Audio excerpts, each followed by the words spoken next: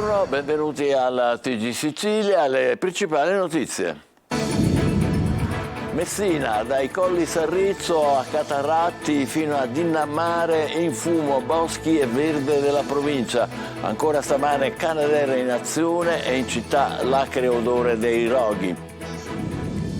Migranti sempre fuori controllo gli arrivi a Lampedusa. Il cardinale Zuppi, presidente della conferenza episcopale: i muri non servono, ma questo non significa che può entrare chiunque.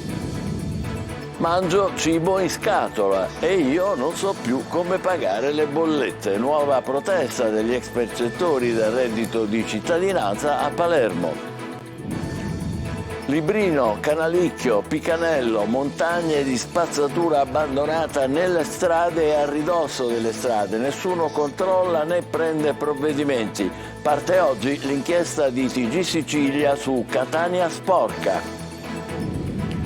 Anziana truffata a Marineo da finti imprenditori. A capo della banda una donna. Ha perso i risparmi di una vita, convinta di procurare un lavoro al nipote. L'estate musicale siciliana sempre ricca di presenze artistiche importanti. Neck e Renga ad Agrigento, Raff in piazza a Melilli. Calcio, Palermo tra campo e mercato. Domani per la squadra di Corini impegno in trasferta a Reggio Emilia. Tra i convocati per l'anticipo con la Reggiana anche l'ultimo arrivato, Henderson.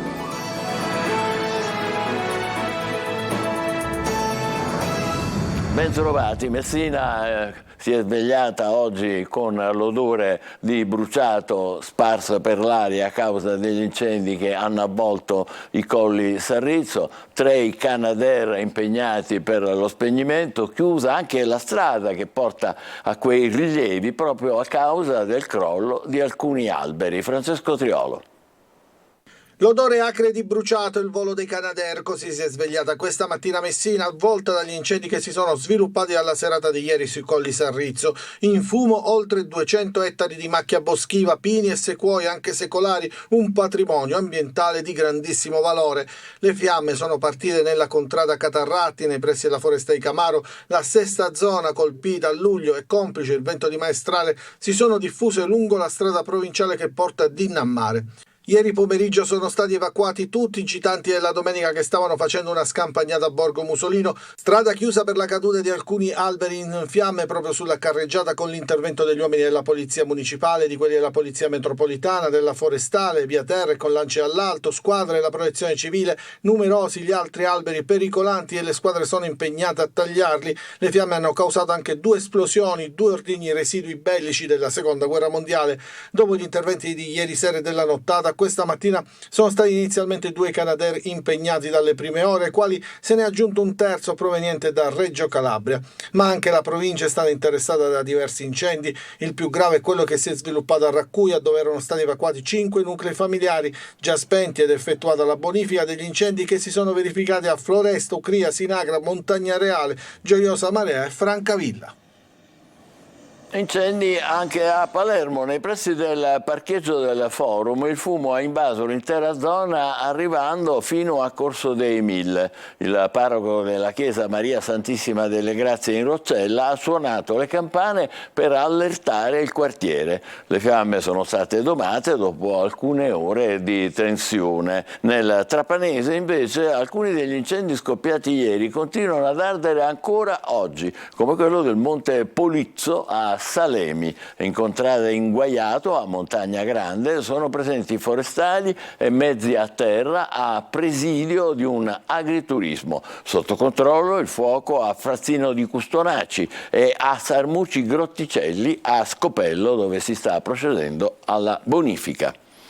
Per la seconda volta, a 10 giorni di distanza, un altro incendio. Questa volta è un incendio che si è propagato nel seminterrato del Consiglio Nazionale delle Ricerche a Palermo, in via Ugo La Malfa, ed è la seconda volta in 10 giorni. E anche questa volta ad andare a fuoco sono state le batterie a litio che sono contenute all'interno di un locale. I vigili del fuoco sono intervenuti con ausilio di autorespiratori. Le batterie che si sono liquefatte servono per alimentare sonde sottomarine per l'osservazione dei terremoti e per fortuna non si segnala nessun ferito.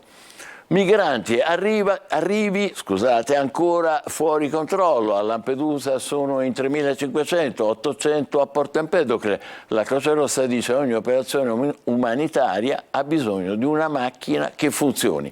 Saranno più facili le espulsioni e in ogni regione ci sarà un centro per i rimpatri. Almeno così anticipa il ministro Piantedosi. Davide Sardo. Lampedusa e KO, i migranti a terra sono migliaia, l'hotspot di Contrada Imbriacola è pieno zeppo di ospiti. Sono oltre 3.000, fra cui circa 200 minori non accompagnati a fronte di una capienza di 600 persone. Nessuno sbarco nella notte, il maltempo atteso per le prossime ore ha con ogni probabilità bloccato in anticipo le partenze dalla Libia e dalla Tunisia. La prefettura di Agrigento è al lavoro per pianificare i trasferimenti che dovranno essere effettuati durante la giornata. Sono previsti anche 2 voli aerei con un totale di circa 140 migranti. Ieri sera sono stati trasferiti verso Porto Empedocle con la nave Cossira 239 migranti. Nell'area sbarchi e pre-identificazione del Porto Empedoclino ci sono più di 800 migranti che attendono di essere trasferiti in altri centri di accoglienza della penisola. Le partenze in pullman da Porto Empedocle avverranno dopo che i migranti saranno pre-identificati e fotosegnalati. L'ufficio territoriale del governo è al lavoro per trovare gli autobus necessari a spostare anche nel nord Italia tutti i presenti. Anche i migranti ospiti dell'ex hub di via Forcila a Catania attendono di essere trasferiti. La prefettura è al lavoro per trovare posti disponibili in altri centri di accoglienza. Sono in totale 373, tutti maschi, di cui un centinaio di minori non accompagnati arrivati con la nave Dattilo. Sono stati già fotosegnalati e le loro condizioni di salute sono buone. Sul tema dei migranti è intervenuto il cardinale Zuppi, che è presidente della conferenza episcopale, che è a Catania per il giubileo del santuario della Madonna della Sciara di Montpilieri. Il nostro paese, ha detto Zuppi, deve essere porta, ma questo non significa che può entrare chiunque. I muri non servono comunque. Gli fa eco la Croce Rossa. Ogni operazione umanitaria ha bisogno di una macchina che funzioni. Ma sentiamo il cardinale Zuppi.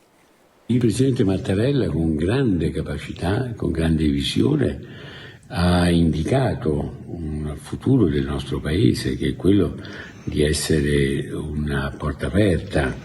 La porta aperta non significa che entra chiunque, ma significa una porta e non un muro. I muri creano altre porte e i muri creano tanta clandestinità e tanta sofferenza. Le porte aperte con la disciplina, con le regole di qualunque accesso, di qualunque casa, al contrario raccolgono la speranza di tanti e quindi accolgono tanta speranza e quindi diventano un luogo di futuro. Dobbiamo uscire dall'emergenza, oppure dobbiamo affrontare le emergenze come quando arrivano 2.500 persone in un giorno, ma se c'è una struttura che non è nell'emergenza è molto più facile affrontare anche le prevedibili ondate straordinarie. Andiamo a Palermo, non sappiamo come dobbiamo fare per andare avanti. Un nuovo grido d'allarme da parte degli ormai ex percettori del reddito di cittadinanza che questa mattina hanno manifestato in città. Marco Gullà. Anche a molti di loro è arrivato l'ultimo SMS che praticamente annuncia la fine dell'erogazione del reddito di cittadinanza. Una nuova manifestazione di protesta questa mattina a Palermo degli ormai ex percettori che chiedono un lavoro che possa permettergli di andare avanti. Chiedere un lavoro per tutti i siciliani che ne hanno diritto, considerato che sono 100.000 siciliani che hanno perso il diritto del reddito di cittadinanza già a partire dalla mensilità di agosto, e sicuramente con 350 euro al mese queste persone non possono campare, non possono avere una vita dignitosa. E poi tra i manifestanti c'è chi non può pagare la bolletta della luce. Sto vedendo che bolletta mi è arrivata e io da agosto in poi non prenderò neanche più una lira. Questa bolletta io direi al governo come la dovrò pagare, con quali soldi? Soldi io non ne ho. Io chiedo un lavoro come chiediamo un lavoro noi e tutti i percettori.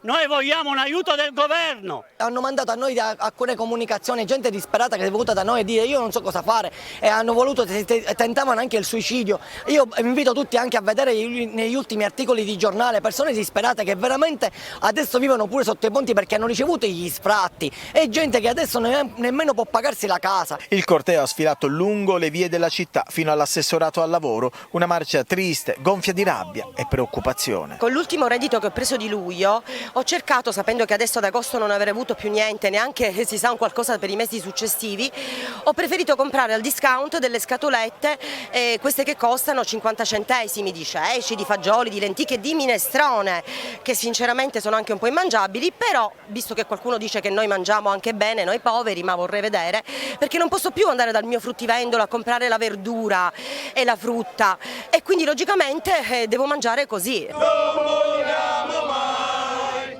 non vogliamo mai. Catania sporca, chi sono i responsabili? Cercheremo di capirlo attraverso una nostra inchiesta. Intanto in giro per i quartieri c'è la conferma dell'inciviltà della gente che approfitta di controlli poco efficaci da parte della Polizia Municipale alle prese con serie carenze di organico. Tonino De Mana. Abbiamo preso a campione 3 zone di Catania, diverse tra loro e distanti tra loro: Librino, Canaricchio e Picanello. Unico comune denominatore la spazzatura. Parte oggi la nostra inchiesta che abbiamo battezzato Catania Sporca per cercare di capire insieme a voi chi è o chi sono gli sporcaccioni di turno, soprattutto perché la città non riesce a superare l'emergenza rifiuti. Lo ha recentemente ammesso il sindaco Enrico Trantino, che ha più volte puntato il dito contro l'inciviltà della gente. In centro o in periferia non cambia molto la situazione. Sacchetti di immondizia invadono le strade, non tutti rispettano giorni ed orari del calendario della differenziata, tanti ancora continuano ostinatamente a lasciare la spazzatura sui marciapiedi. Sullo sfondo l'organico esiguo della Polizia Municipale che non può garantire controlli efficaci. Discariche a cielo aperto sotto gli occhi di tutti che vengono bonificate e che dopo pochi minuti tornano ad essere invase di spazzatura, divani, elettrodomestici e rifiuti di ogni genere. È il caso di via Cagnoni a Picanello, cui si riferiscono le nostre immagini. Uomini e mezzi della Gema hanno rimosso tonnellate di spazzatura, altri uomini l'hanno già sporcata. Siamo a Picanello e questo è uno dei tanti marciapiedi invasi da elettrodomestici e si è impossibilitati anche a camminare perché qui c'è un grosso congelatore, subito dopo c'è un frigorifero abbandonato, ma il paradosso qual è? Che dietro questa inferriata si trova proprio l'isola ecologica dove poter conferire gli elettrodomestici.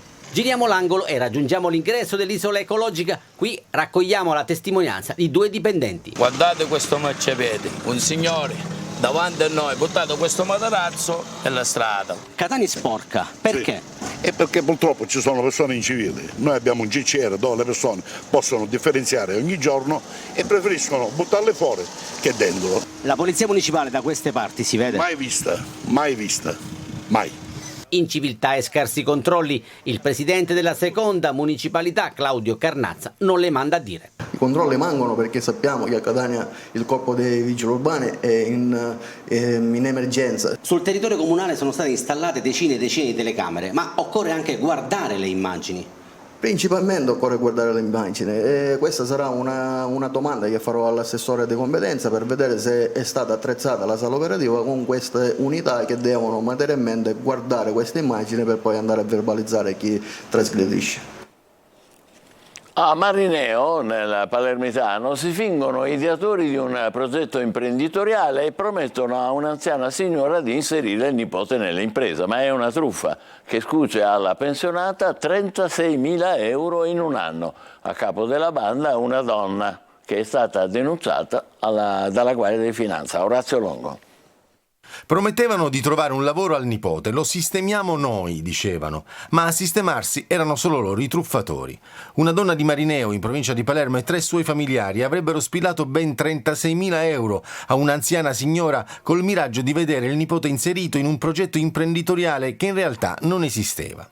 A scoprire la truffa la Guardia di Finanza della compagnia di bagheria. L'indagata, tra il mese di settembre 2021 e il mese di luglio 2022, si sarebbe presentata in più occasioni presso la casa della pensionata a ritirare il denaro, sempre nelle ore in cui questa era sola, così da non far destare sospetti ai familiari.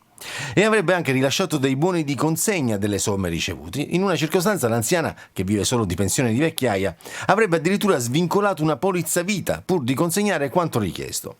I passaggi di denaro sono stati ricostruiti dalle Fiamme Gialle sulla base della documentazione detenuta dall'anziana e di quanto emerso dagli accertamenti bancari eseguiti sui conti correnti della sospettata. La donna è stata segnalata per il reato di autoriciclaggio e 3 suoi familiari per quello di riciclaggio.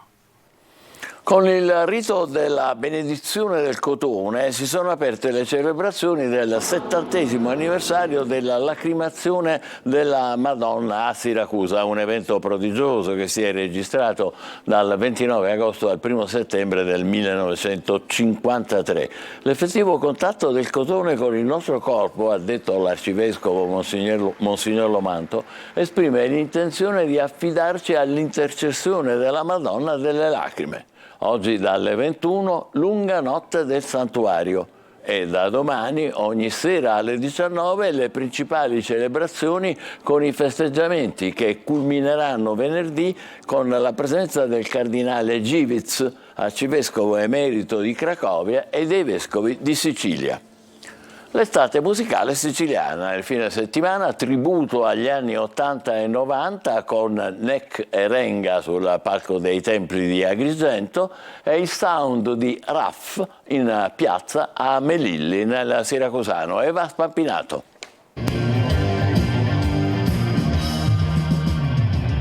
Le 3, cuore che batte, tu non ci sei più. Sullo sfondo un tempio illuminato, davanti al palco una platea pienissima, on stage, sotto le mura dell'antica Akragas, Agrigento, 2 amici che festeggiano insieme le loro lunghe carriere, 30 anni di successi per Neck, ben 40 per Francesco Renga.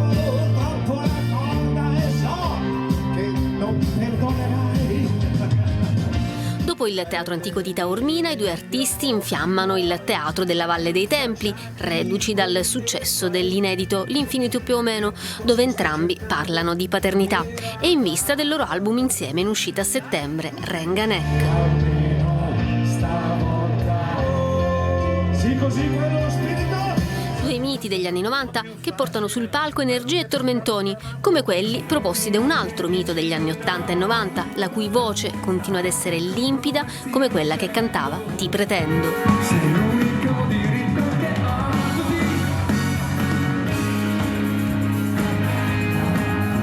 Il tour estivo di Raff, leggenda del pop italiano di ispirazione internazionale, passa anche dalla Sicilia. Qui siamo a Città Giardino, Melilli, in provincia di Siracusa. Il boom arrivò con Self Control, riempipiste in discoteca a cui tutt'oggi è ancora impossibile resistere.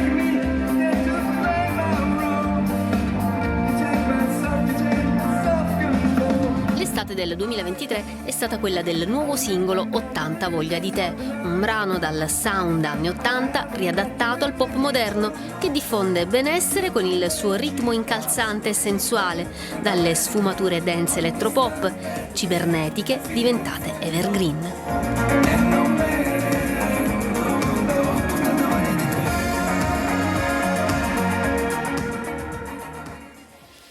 Evviva! E poi, se vi va di uscire stasera, a Zafferana c'è Imitomania, spettacolo comico musicale per imitatori alla memoria di Franco Rosi, all'anfiteatro di Zafferana stasera alle 20:30. Facciamo una breve pausa, subito dopo la vigilia del Palermo Calcio, domani in campo a Reggio Emilia. State con noi.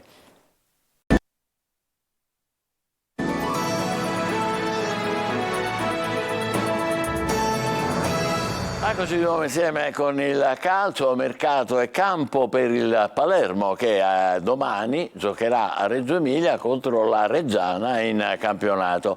Corini convoca anche l'ultimo arrivato, Henderson. Marco Gullà. C'è anche Henderson, l'ultimo arrivato in casa Palermo, convocato da Eugenio Corini per la trasferta di domani a Reggio Emilia contro la Reggiana. La terza giornata di B, anche se per il Palermo si tratta della seconda gara in campionato, visto che nel weekend non è sceso in campo. Tra i convocati non c'è Buttaro, infortunato. Sarà un Palermo già diverso rispetto a quello che ha giocato alla prima a Bari e ha pareggiato. In campo Corini darà spazio a Lund sulla sinistra e a centrocampo, se non da titolare, dovrebbe giocare a gara in corso anche Henderson, centrocampista centrocampista che arriva dall'Empoli. In avanti non ci sono dubbi, ci sarà il tridente formato da Di Mariano, Brunori e Insigne.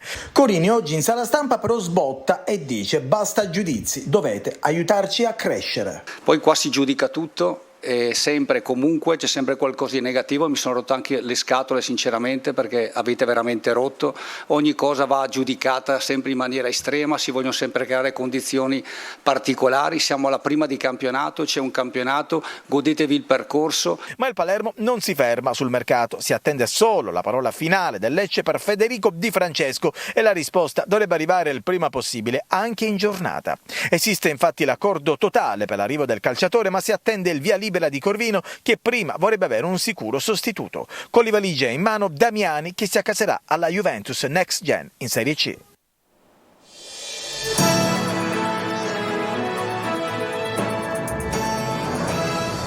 Ci sono mani criminali dietro i roghi. L'atto di accusa della Presidenza Schifani pesa come un macigno, però, Governatore, ci consenta, è venuto il momento di andare oltre, di indicare i responsabili, anche solo sospettabili se non ha ulteriori elementi in mano, perché lei non dice mai nulla a caso e perché altrimenti rischiamo di finire alla solita maniera, caratteristica delle nostre parti purtroppo, quando si dice vabbè, ma tanto lo sappiamo, lo sanno tutti che gli incendi sono dolosi e poi nessuno fa niente e nessuno dice neanche un nome.